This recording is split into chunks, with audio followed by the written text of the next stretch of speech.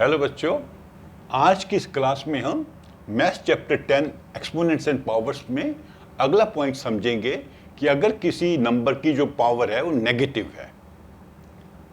इस चैप्टर पर जो मैंने पिछला वीडियो बनाया था उसमें हमने एक्सपोनेंट्स एंड पावर्स को पूरा रिवाइज कर लिया था। जितना क्लास 7 में हमने सीखा है उन सब पॉइंट्स को एक बार रिवाइज किया था और उसमें हमने समझा था कि उनके अलग अलग रूल्स क्या हैं। और जितने भी रूल्स हमने समझे थे हर एक में एक्सपोनेंट जो था पॉजिटिव था, मतलब बेस की जो पावर थी वो पॉजिटिव थी।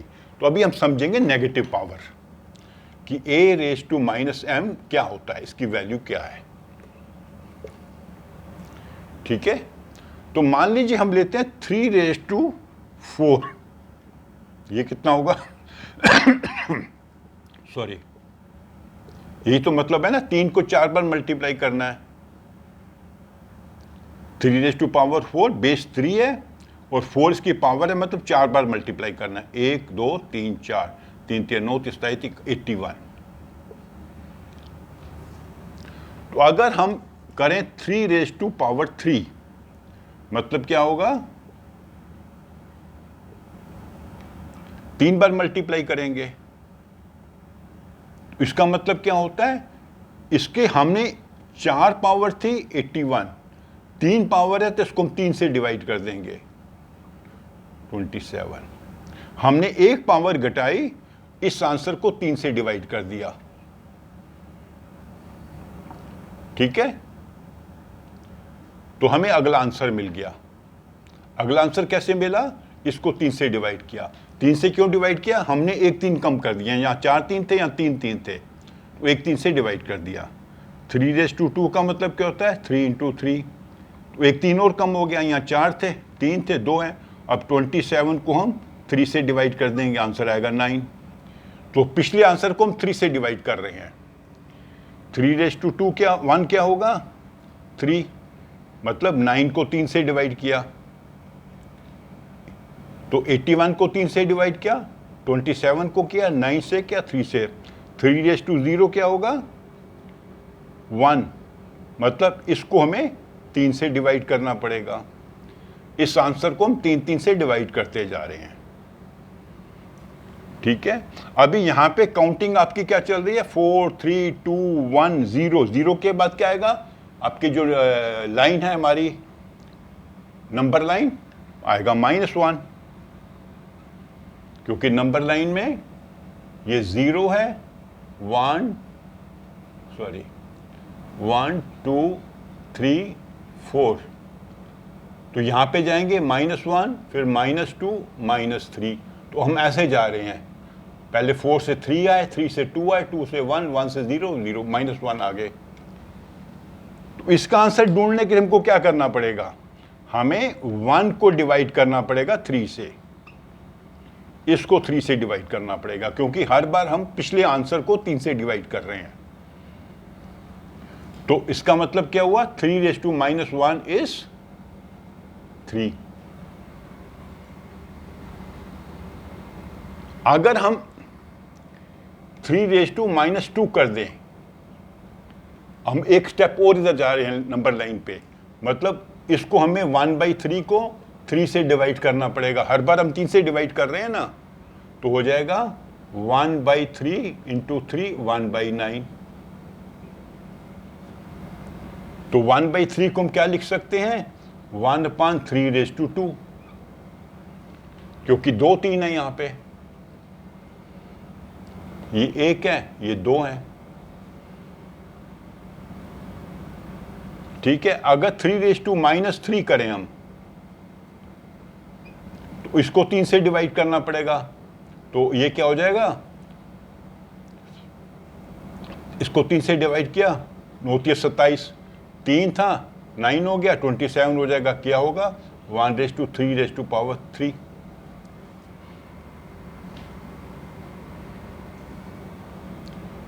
तो समझ आ रहा है आपको हम क्या कर रहे हैं? हमने यहां से शुरू किया, 3 रेज टू 4 81 है, हम पावर घटाते गए बाई 1। 4 में से घटाया 3, 3 में से घटाया 2, 2 में से घटाया 1, 1 में से घटाया 0, 0 में से घटाया -1, -1 में से घटाया -2, -2 में से घटाया -3, और जैसे जैसे हम पावर घटा रहे हैं तो उसका आंसर क्या बन रहा है?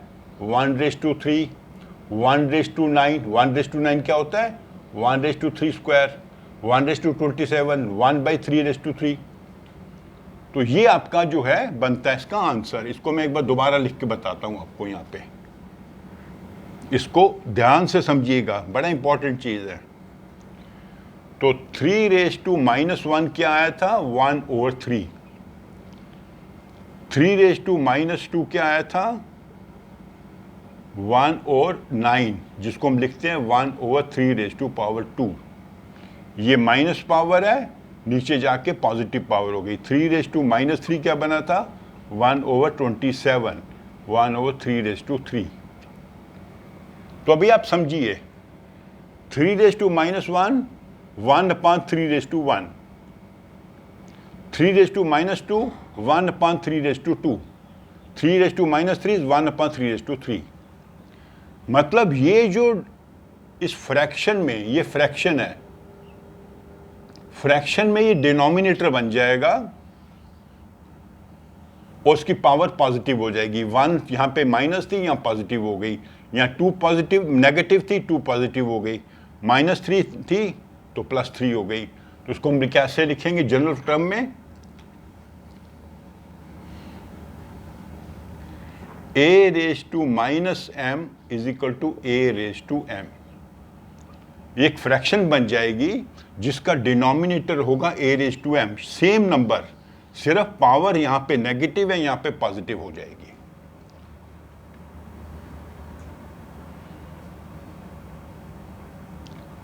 आया समझ आपको? तो इसको मैं आपको एग्जांपल करके बताऊं आपको। मान लीजिए जैसे 10⁻², ये क्या होगा? 10⁻², सेम वैल्यू होगी दोनों की।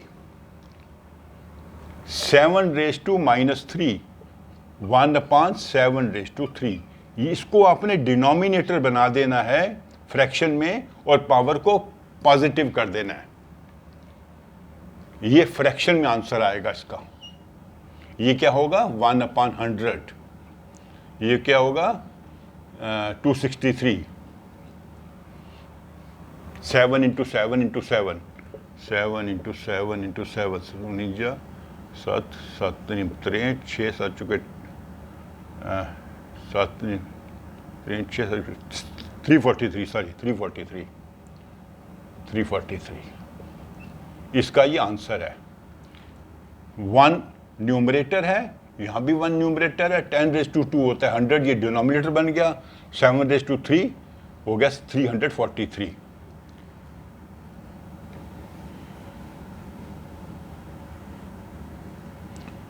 तो अगर आपसे पूछा जाए 1/100 को हम एक्सपोनेंशियल फॉर्म में कैसे लिख सकते हैं, तो इसको कैसे लिखेंगे?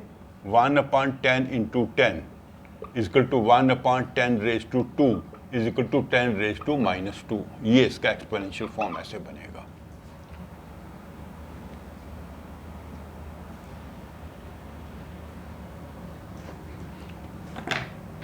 मान लीजिए 1/64,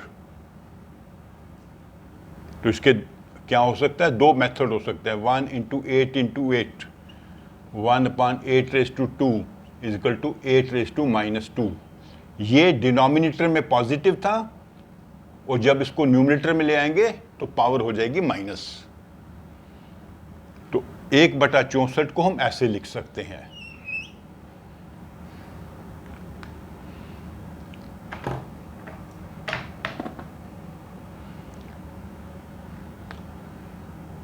ठीक है। अगर 27 है, सॉरी 2⁻7 ही 27 है। 27 क्या होता है? 3 × 3 × 3 = 3⁻3। लेकिन अगर 1/27 है तो 1/3 × 3 × 3 = 1/3⁻3। तो ये चूंकि डिनोमिनेटर में है और उसकी पावर पॉजिटिव है, इसको हम ऐसे भी लिख सकते हैं। इसको हम ऐसे भी लिख सकते हैं। अब ये देखिए 27 है 3⁻3 1/27 है, ये एक फ्रैक्शन है, तो इस फ्रैक्शन का आंसर क्या होगा? 3⁻³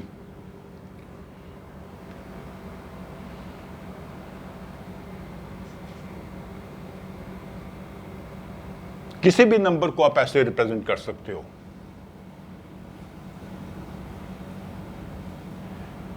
जैसे 125, 5 × 5 × 5, 5 × 5 = 125, 5⁻³ तो ये इसका एक्सपोनेंशियल फॉर्म है। लेकिन अगर ये डिनोमिनेटर में होता, फ्रैक्शन होती,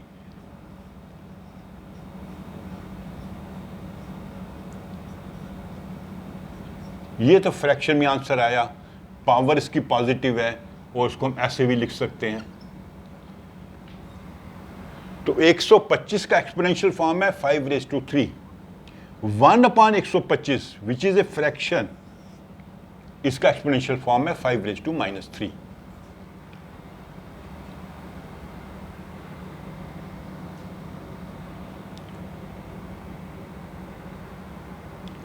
तो आंसर क्या बना हमारा? 1/a⁻m = a⁻m या a⁻m = 1 -m a⁻m।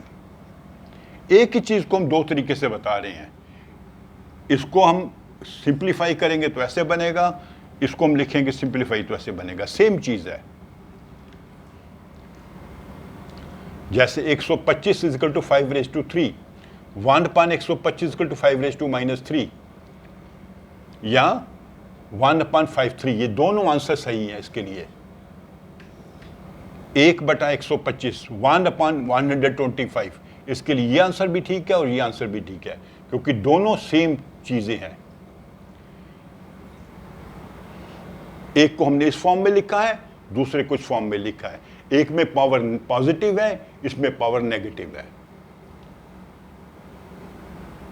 तो अगर आपको पॉजिटिव पावर में आंसर देना तो ऐसे देना पड़ेगा, नेगेटिव पावर में आंसर देना तो ऐसे देना पड़ेगा।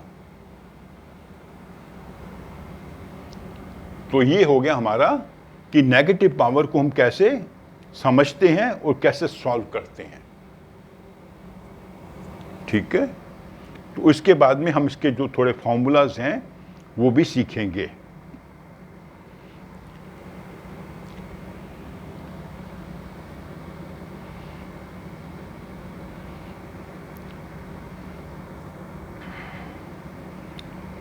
तो अगर आपको ये मेरी वीडियो अच्छी लगी हो तो उसे आप लाइक करो, अपने फ्रेंड्स के साथ शेयर करो और मेरे चैनल को सब्सक्राइब करो। और अगर आपको कोई पॉइंट अभी भी अच्छे से समझ नहीं आया तो मेरे कमेंट बॉक्स में लिखो, वो पॉइंट मैं आपको फिर से समझाऊंगा। Okay, thank you.